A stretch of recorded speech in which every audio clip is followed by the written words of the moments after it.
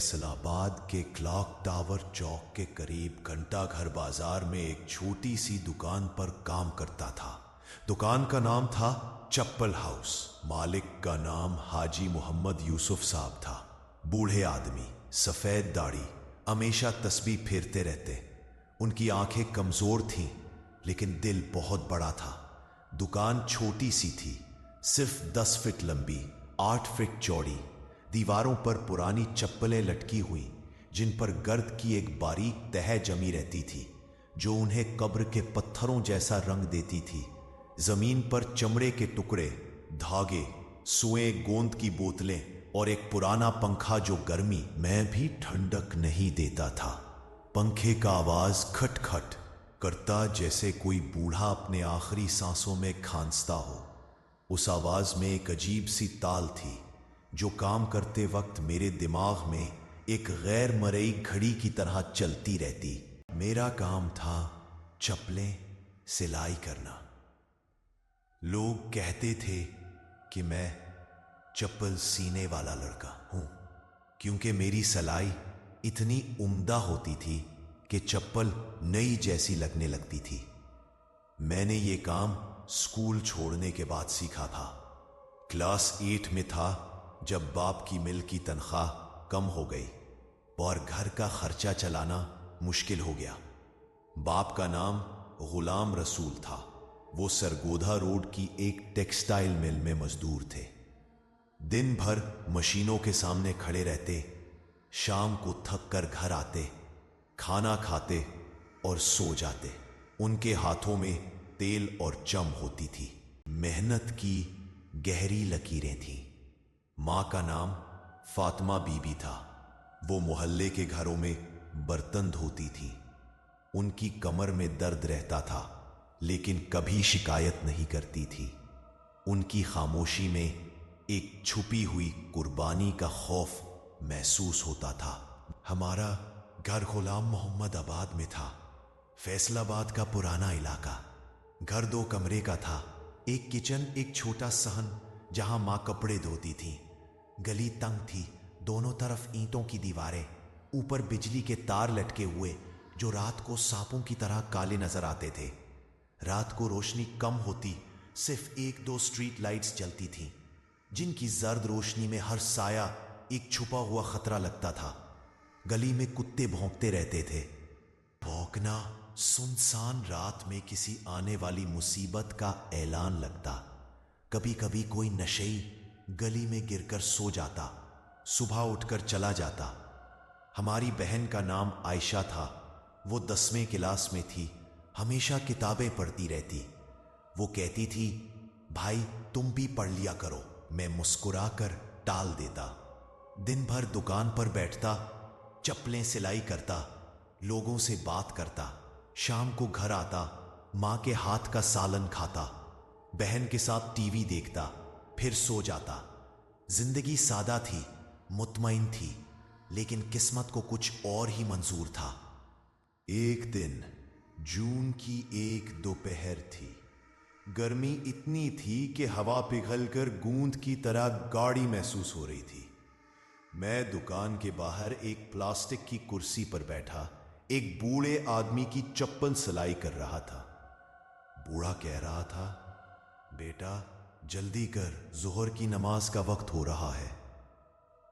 मैं मुस्कुराया और सुई चलाने लगा। सुई चमड़े में घुसती तो लगता था जैसे मैं किसी पुराने राज को सीने जा रहा हूं। अचानक एक लड़की आई। वो तकरीबन 18 साल की लग रही थी।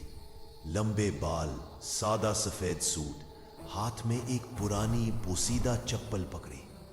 उसने कहा, भाई ये चप्पल टूट गई है, सिलाई कर दो। उसकी आवाज में कुछ अजीब सी मिठास थी, जैसे कोई गाना गा रही हो, लेकिन आहिस्ता आहिस्ता। लेकिन इस मिठास के पीछे एक गैर फितरी सर्दी छुपी हुई थी, जैसे किसी गहरी खाई से आवाज आ रही हो। मैंने चप्पल देखी। वो वाकई बहुत पुरानी थी। चमड़ा नरम, लेकिन जगह जगह से फटा हुआ, जैसे किसी नोकदार चीज से खींचा गया हो। सिलाई ऐसी थी जैसे कोई खास हाथ का काम हो। लेकिन अब खत्म हो चुकी थी। सबसे अजीब बात यह थी कि उसमें मट्टी की एक खुशबू आ रही थी, जैसे ये चप्पल हाल ही में किसी कब्र से निकाली गई हो। अंदरूनी हिस्से में कुछ धुंधला सा लिखा था, लेकिन पढ़ ना सका। मैंने कहा, बीबी ये तो बहुत पुरानी है, नई ले लो। उसने मुस्कुरा कर कहा, नहीं भाई, ये मेरी माँ की है। ये मेरे लिए दुनिया की सबसे कीमती चीज है, बस ठीक कर दो। उसकी आंखें बड़ी बड़ी थीं, स्याह जैसे कोई गहराई। जब वो मेरी तरफ देखती तो मुझे लगता जैसे मैं अपने आप को उन आंखों की गहराई में डूबता महसूस कर रहा हूं। मैंने सुई में मोटा धागा डाला और सलाई शुरू कर दी। जब मैं सलाई कर रहा था, वो दुकान के बाहर खड़ी रही, बात करती रही। पूछने लगी, तुम्हारा नाम क्या है? मैंने बताया, इमरान। उसने कहा, मैं सारा हूं। फिर पूछा, तुम अकेले रहते हो? मैंने हंसते हुए कहा, नहीं, घर वालों के साथ, मां, बाप, एक छोटी बहन। वो चुप हो गई। उसकी खामोशी उस गर्म दोपहर में भी मेरे कंधे पर एक बर्फ की चट्टान की तरह महसूस हुई। सलाई मुकम्मल हुई तो मैंने चप्पल उसे दी। उसने पर्स से पैसे निकाले, लेकिन मैंने कहा, बस 10 रुपए। उसने 20 दिए और चली गई। जाते जाते कहा, कल फिर आऊंगी, तुम्हारी सलाई बहुत अहम है। मैंने हाजी साहब को बताया। उन्होंने मुस्कुरा कर कहा, अच्छा, ग्राहक है। लेकिन मेरे हाथों में उस चप्पल की मिट्टी की ठंडक रह गई थी। अगले दिन वो फिर आई। इस बार कोई चप्पल नहीं थी, बस खड़ी होकर देखती रही। मैं एक औरत की सैंडल ठीक कर रहा था। उसने कहा, तुम्हारी सलाई बहुत अच्छी है। मैंने शुक्रिया कहा। फिर वो चली गई। ये सिलसिला चलता रहा। हर दूसरे दिन आती, कभी चप्पल लेकर, कभी नहीं, लेकिन अक्सर बस खड़ी होकर मुझे घूरती रहती। बात करती, पूछती कि घर कैसा है, माँ बाप कैसे हैं, बहन क्या करती है। मैं बताता जाता। वो कभी अपने बारे में नहीं बताती थी, बस सुनती।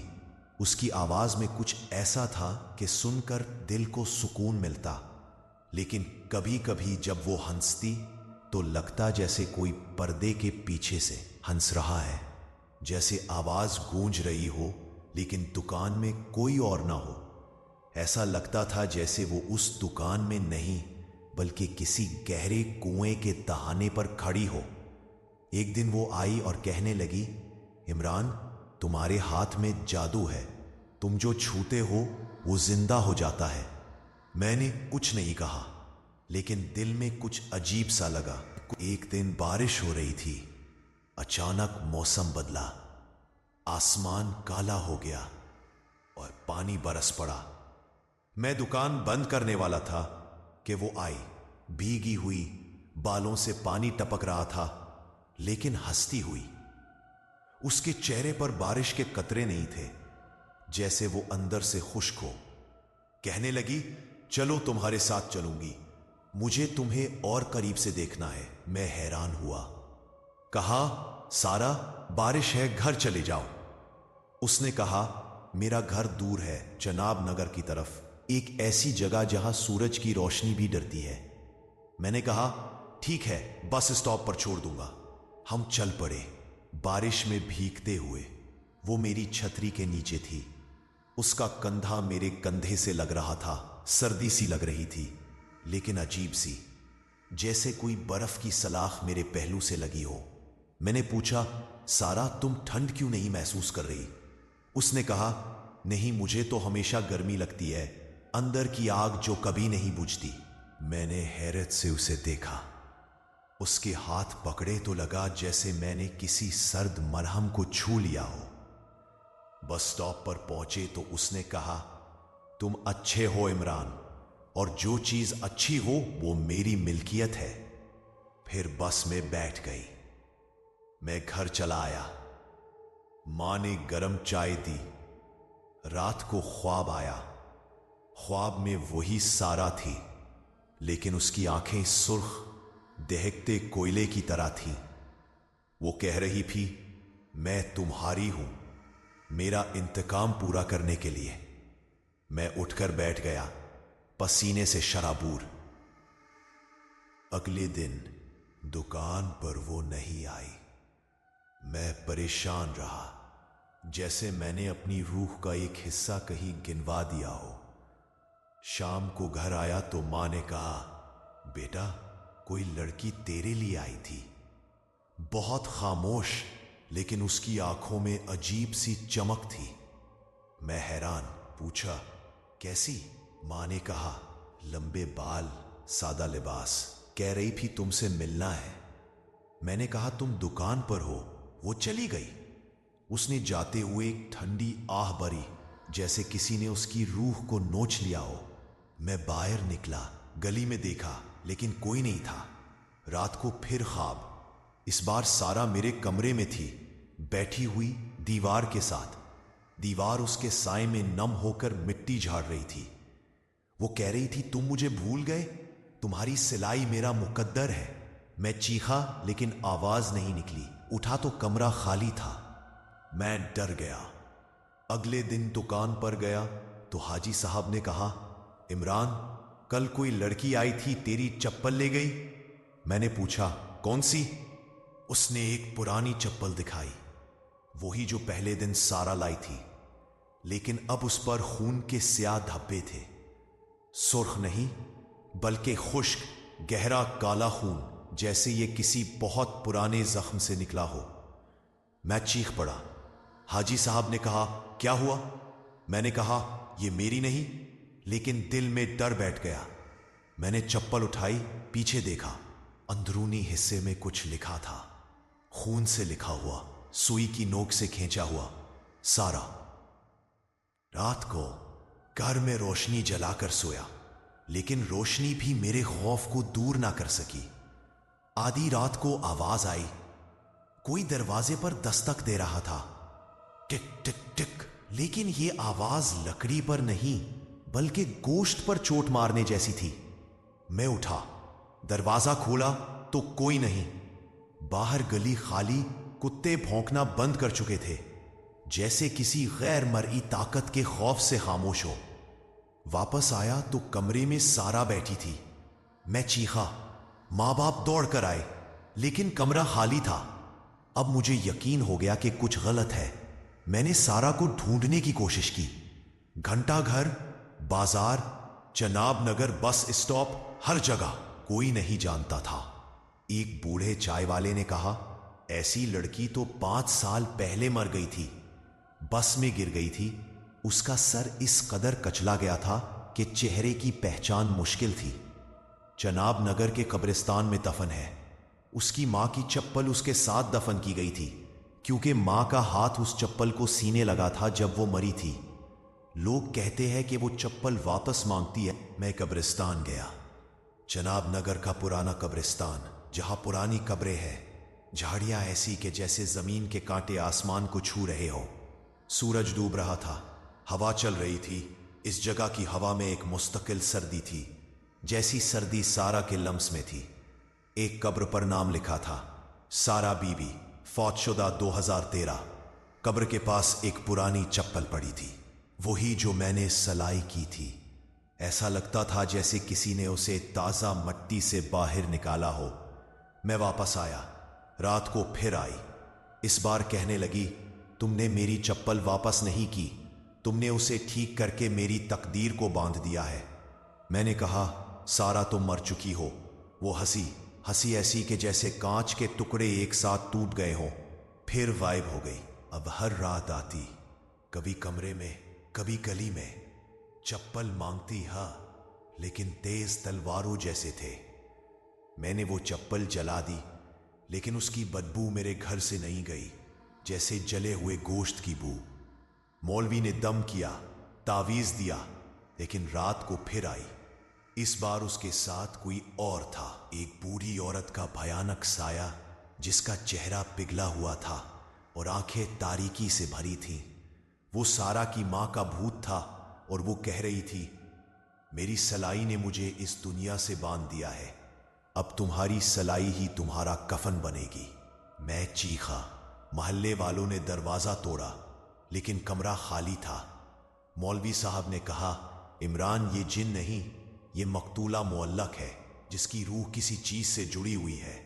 तुम्हारी सलाई का धागा उसकी रूह को इस चप्पल से बांधता है और अब ये रूह तुम्हें अपना बनाने आई है। वो तुम्हें अपने साथ दफन करेगी। आज रात फिर आई। मैंने दरवाजा बंद कर लिया, लेकिन वो दरवाजे से नहीं बल्कि दीवार के जरिए अंदर आई। इस बार उसके जिस्म से मिट्टी और कच्चे खून की बू आ रही थी। उसने कहा, तुम मेरे साथ चलो, मेरे कफन को तुम ही सेवगे। मैंने कहा, नहीं। वो हंसी से मेरे कानों में सर्दी की लहर दौड़ गई। फिर उसने मेरे हाथ पकड़े जहां सिलाई की सुइयों के निशानात थे और उसकी उंगलियों से काला गाढ़ा खून निकलना शुरू हो गया जो मेरी जिल्द में जज्ब हो गया।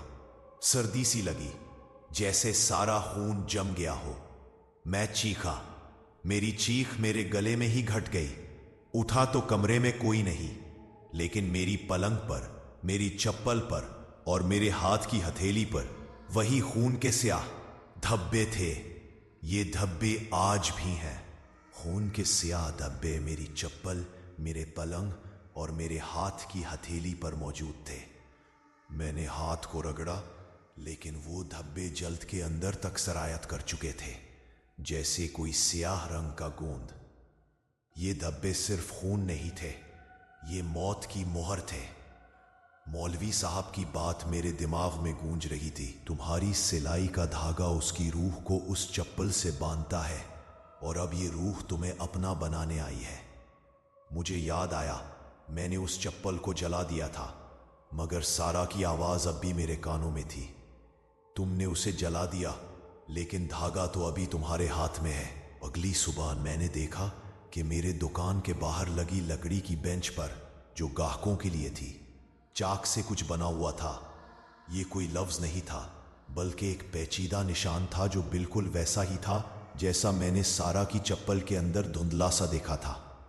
हाजी साहब ने पूछा, ये क्या है बेटा? मैंने उन्हें कुछ नहीं बताया, बस झुककर उस निशान पर अपना हाथ रखा। मेरे जिस्म में एक शदीद लहर दौड़ गई, जैसे किसी ने मेरे अंदर बरती करंट छोड़ दिया हो कि अब मैं कुछ काम नहीं कर सकता था। मेरा हाथ, जो कभी सुई और धागे का मालिक था, अब खुद एक बेजान आला बन चुका था।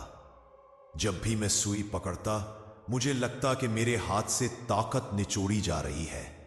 मैंने एक बार जोर से सुई चलाई तो चमड़े की बजाय मेरी उंगली में घुस गई और जो खून निकला वो काला और लेसदार था। रातें अजाब बन गई थी। मैं खड़ी रहती, दीवार का साया उसके जिस्म पर मुर्दा पत्थर जैसा लगता। एक रात वो बिल्कुल मेरे करीब आई। उसकी आंखों की सुर्ख कोयले वाली रोशनी में मैंने उसका असली चेहरा देखा।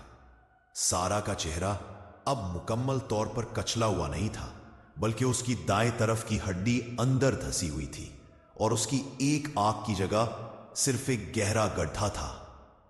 वो मेरे कान में सरगोशी करने लगी, मगर आवाज इंसानी नहीं थी। ये तारीक मिट्टी और सड़े हुए पानी की सरगोशी थी। तुमने मेरी तकदीर को सी दिया, अब तुम्हारी बारी है। ये धागा तुम्हें मेरे साथ जमीन के नीचे खींचेगा। मैंने मौलवी साहब को दोबारा बुलाया। वो डर गए थे। उन्होंने कहा, बेटा, अब तावीज काम नहीं करेंगे। ये रूह नहीं है, ये जमीन का बोझ है जो वापस आया है। उसने तुम्हारी रूह का धागा चोरी कर लिया है।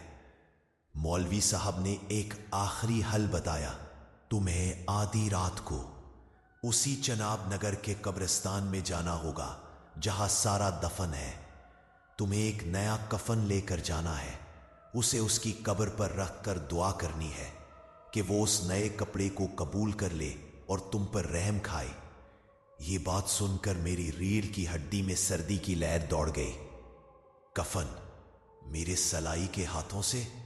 अगली शाम मैंने सफेद बगैर सुली हुई कफन का कपड़ा खरीदा। मैंने अपने हाथ में सुई और धागा लिया और कब्रिस्तान जाने से पहले میں نے دھندلے نشان کو اپنے ہاتھ کی ہتھیلی پر سوئی سے کھود کر بنا دیا۔ یہ میرا آخری دفاع تھا، اس کی علامت کو اس کے ہتھیار سے ہی جواب دینا۔ آدھی رات ہو چکی تھی جب میں قبرستان پہنچا۔ گھڑیال نے 12 بجنے کا اعلان کیا اور ہر ضرب میرے سینے میں ہتھوڑے کی طرح لگی۔ قبرستان کی خاموشی خوفناک تھی۔ ہوا مکمل طور پر رکی ہوئی تھی، جیسے زمین نے سانس لینا چھوڑ دیا ہو۔ سارا بی بی کی قبر تک پہنچتے پہنچتے مجھے محسوس ہوا کہ میں اکیلا نہیں ہوں۔ جھاڑیوں سے سرگوشیاں نہیں بلکہ ہنسی کی آوازیں آ رہی تھیں، ایک گروہ کی ہنسی جو آہستہ آہستہ قریب آ رہی تھی۔ میں نے پلٹ کر دیکھا تو کوئی نہیں تھا۔ جب میں قبر پر پہنچا تو میں نے دیکھا کہ زمین پر تازہ کھدائی کے نشان تھے، اور اس کھدائی کے کنارے پر میری پرانی چپلیں جو میں نے خود سی تھی ایک لائن میں رکھی ہوئی تھی۔ ان چپلوں پر سیاہ خون لگا تھا۔ میں نے کپکپاتے ہاتھوں سے کفن کا سفید کپڑا قبر پر بچھایا۔ جیسے ہی کپڑا مٹی کو چھوا، قبر کی مٹی زندہ ہو گئی۔ اس میں سے زوردار آواز آئی، جیسے کوئی مردہ ہڈیوں کا ڈھانچہ کھانس رہا ہو۔ اور پھر قبر کے اندر سے 2 ہاتھ باہر نکلے، خشک، بوسیدہ مگر مضبوط۔ ان ہاتھوں کی انگلیوں پر لمبی اور کالی ناخن تھے جو مٹی میں لتھڑے ہوئے تھے۔ پہلے وہ سارا کا خوفناک سایہ نکلا۔ اس کا سادہ سفید لباس اب کفن بن چکا تھا، اور اس کے چہرے کی کچلی ہوئی ہڈی اب پوری طرح غائب ہو چکی تھی۔ وہاں ایک تاریک اندرونی خلا تھا۔ اس کے پیچھے وہ بوڑھی عورت کا پگھلا ہوا چہرہ نکلا، جو سارا کی ماں کا بھوت تھا۔ سارا چیخی نہیں بلکہ سردی سے بھرپور آواز میں بولی، تم نے مجھے دھوکہ دیا، تم نے میرے پرانے کفن کو نیا کرنے کی کوشش کی، لیکن تمہاری سلائی نے میری روح کو قید رکھا۔ اب تم مجھے ہمیشہ کی آزادی دو گے۔ اس سے پہلے کہ میں بھاگ پاتا، بوڑھی عورت کا بھوت زمین کے اندر سے میرے پیروں کو پکڑ کر باہر نکل آیا۔ سارا نے میری طرف دیکھا اور اس کے چہرے پر ایک مسکراہٹ پھیلی، ایک ایسی مسکراہٹ جو قبر کی تاریکی سے چھنی ہوئی تھی۔ وہ میرے ہاتھ کی ہتھیلی کو چھوئی جہاں میں نے نشان بنایا تھا۔ تم نے اپنا کفن خود سی لیا عمران، اب ہم ہمیشہ ساتھ رہیں گے۔ صبح ہوئی تو محلے والے پریشان ہوئے۔ عمران دکان پر نہیں آیا۔ حاجی صاحب پریشان ہوئے اور غلام محمد آباد سے چناب نگر تک عمران کو تلاش کیا، لیکن کوئی سراغ نہیں ملا۔ آخر کار وہ چناب نگر کے پرانے قبرستان پہنچے۔ سارا بی بی کی قبر پر انہیں کفن کا سفید ٹکڑا ملا، لیکن وہ بچھا ہوا نہیں تھا، بلکہ آدھی رات کے وقت اس پر موٹے سیاہ دھاگے سے بڑی نفاست سے سلائی کے نشانات تھے، جیسے کسی نے جلد بازی میں کوئی چیز سی کر اس مٹی میں دفن کر دی ہو۔ قبر کے قریب ہی زمین پر گوند کی بوتل، ایک پرانا دھاگا اور سوئی پڑی تھی۔ یہ وہی سوئی تھی جو عمران اپنے کام کے لیے استعمال کرتا تھا۔ سوئی کی نوک پر گہرا سیاہ خون لگا تھا۔ ان لوگوں نے قبر کو کھودنے کی ہمت نہیں کی، لیکن اس دن سے فیصل آباد کے غلام محمد آباد کی گلیوں میں اور گھنٹہ گھر بازار کی پرانی دکان چپل ہاؤس کے ارد گرد یہ افواہ پھیل گئی کہ عمران کو زمین نے واپس بلا لیا ہے۔ عمران کے غائب ہونے کے 3 دن بعد محلے کا خوف جنون میں بدل گیا۔ حاجی صاحب، غلام رسول، عمران کا باپ اور چند بہادر نوجوان چناب نگر کے اس قبرستان میں واپس آئے۔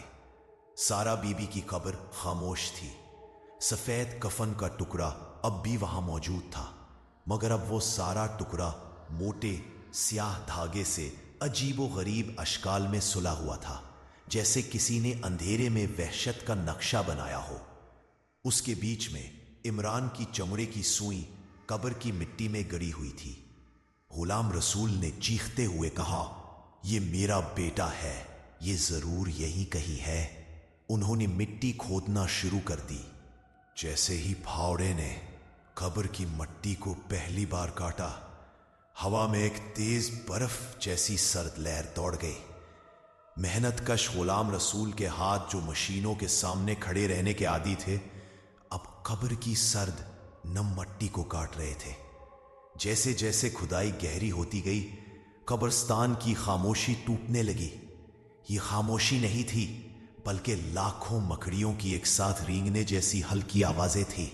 तकरीबन 6 फुट की गहराई पर, जहां सारा बीबी की लहद होती है, फावड़े ने लकड़ी की बजाय एक नरम चीज को छुआ। उन्होंने मट्टी हटाई। वहां कोई ताबूत नहीं था, बल्कि सारा बीबी की मट्टी में गंदी लाश थी, जो 5 साल से ज्यादा पुरानी थी, लेकिन उसका पोसीदा कफन अब बिल्कुल नई सिलाई से जुड़ा हुआ था। और सारा की लाश के साथ एक नया जिस्म था, जिसने लाश को तन गले से लगाया हुआ था। वो इमरान था। अब इमरान का जिस्म मुर्दा था, लेकिन वो आम मौत नहीं थी। वो सारा की लाश के ऊपर बिल्कुल सीधा लेटा हुआ था, जैसे उसे किसी ने ढेर सारे पत्थरों के नीचे दबा दिया हो। उसकी आंखें खुली थी और उनमें खौफ का आखिरी अक्स जम चुका था। लेकिन असल वहशत यह थी, स्याह धागे का कफन। सारा की लाश पर जो नया कफन सिला हुआ था, इमरान की उंगलियों के आखिरी सिरे से निकलने वाले स्याह धागों से जुड़ा हुआ था। ऐसा लगता था कि इमरान की जिल्द ही धागे का मंबा बन गई थी, जैसे उसने अपनी हड्डियों को धागों में बदलकर यह कफन सी दिया हो। खून का निशान इमरान की हथेली पर, जहां उसने सारा का निशान खोदा था, वहां अब मोटी सिलाई का एक जख्मत था, जिसमें से वही काला गाढ़ा खून निकलकर सारा के कफन को दागदार कर रहा था। गोया उसने अपने जिस्म के टुकड़ों को सिलाई करके सारा का कफन मुकम्मल किया था। चप्पल की लानत! इमरान के पैरों में वो बोसीदा चप्पल थी जो सारा लाई थी। चप्पल का टूटा हुआ हिस्सा इमरान की जिल्द के साथ मजबूती से सिल चुका था, ताकि वो कभी अलग ना हो सके। गुलाम रसूल ने बेटा कहकर चीख मारी, लेकिन हाजी साहब ने उन्हें पीछे खींच लिया। कब्र की गहराई से, जहां इमरान का जिस्म सारा के साथ दफन था, हवा का एक झोंका ऊपर आया और सबको महसूस हुआ जैसे ठंडी मट्टी की जबान ने उनके कानों को छुआ हो। और इस झोंके के साथ एक सरगोशी गूंजी, उसने अपना कर्ज चुका दिया। अब वो मुझे गर्म रखेगा, मेरे कफन का आखिरी धागा। इमरान की मौत को पुलिस ने खुदकुशी और ज़हनी अदम तवाजुन करार देकर फाइल बंद कर दी, लेकिन गुलाम मोहम्मद आबाद और घंटा घर बाजार के लोगों के लिए ये एक ऐसी सच्चाई थी जिसे कब्र ने वापस उगल दिया था। गुलाम रसूल और फातिमा बीबी ने वो घर छोड़ दिया।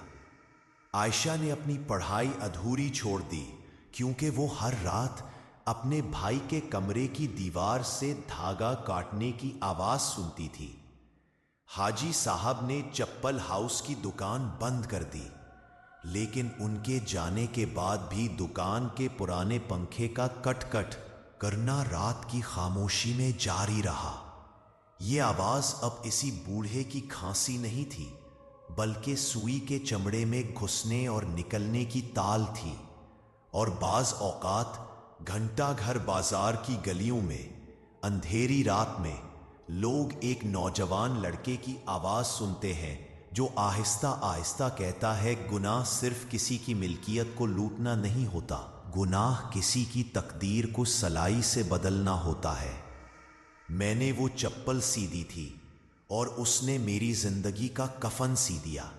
इस दिन के बाद से फैसलाबाद में कोई भी कारीगर बोसीदा और मट्टी आलूदा चप्पल पर सुई नहीं चलाता, क्योंकि वो जानते हैं कि एक धागा हमेशा किसी की रूह को बांधता है और मकतूला मुअल्लक अपना मकरूज कभी नहीं भूलती। कहानी खत्म हुई।